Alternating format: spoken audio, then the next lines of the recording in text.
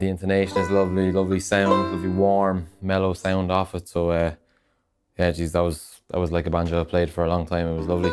You can hear the quality whether you play Irish music or not. You can hear the quality in that.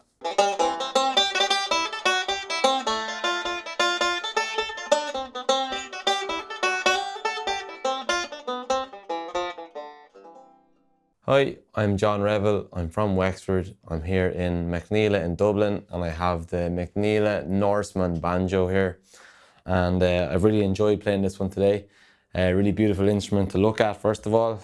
You can see a lovely finish on the back. It's got some nice designs, both on the headpiece and on the armrest.